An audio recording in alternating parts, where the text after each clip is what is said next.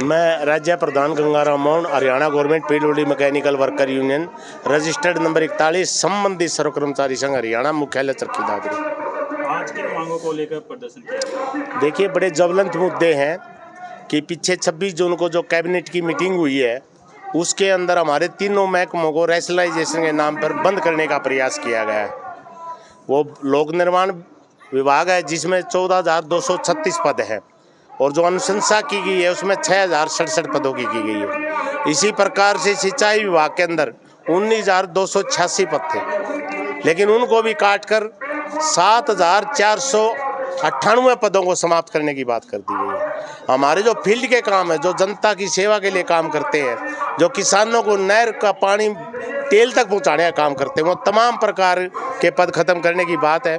पूरे का पूरा जो पानी का सिस्टम है, नहरी पानी का सिस्टम है, वो सारे का सारा ठेकेदारों को देने का प्रयास किया जा रहा है।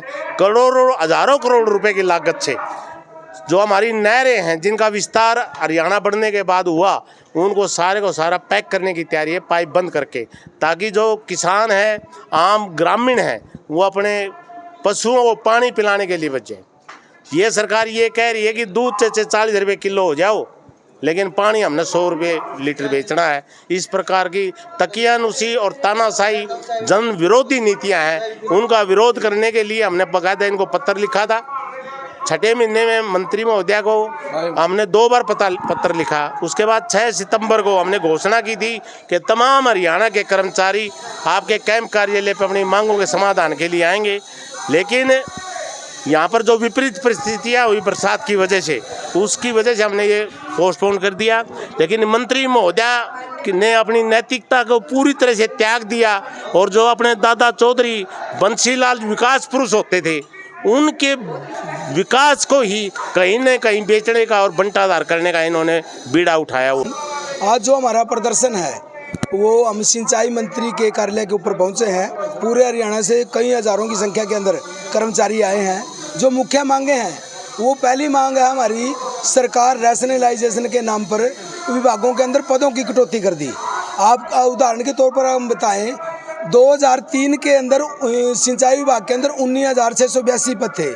उसके बाद लगातार नहरें बढ़ी हैं, ड्रेनें बढ़ी हैं, रजबाए बढ़े हैं, कर्मचारी बढ़ने चाहिए, आबादी बढ़ी है।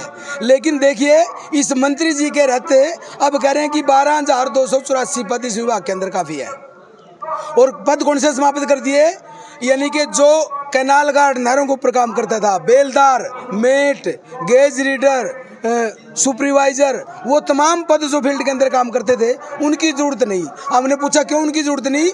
इन तमाम विभागों को हम ठेकेदारों के तहत करेंगे, इन नहरों को। यानी कि पानी के ऊपर सीधा दूध की रुखाड़ी बिल्ली, वो पानी किसी इलाज से बेचेंगे। हर खेत तक पानी देने का जो उनका लक्ष्य था, वो कहीं ना कहीं फेल होता नजर आया। तो इसके 2 कारण हैं। एक तो कर्मचारी परेशान क्योंकि उनकी सेवाएं बचेंगी या नहीं बचेंगी। दूसरी, जो ये लगातार कह रहे हैं कि हम लगातार लोगों को रोजगार देने का बात कर रहे हैं, जिन बच्चों को हम टाई लगा करके पीढ़ी बसों में बैठते हैं, उनके सामने प्रश्न है कि उनको रोजगार कहाँ मिलेगा।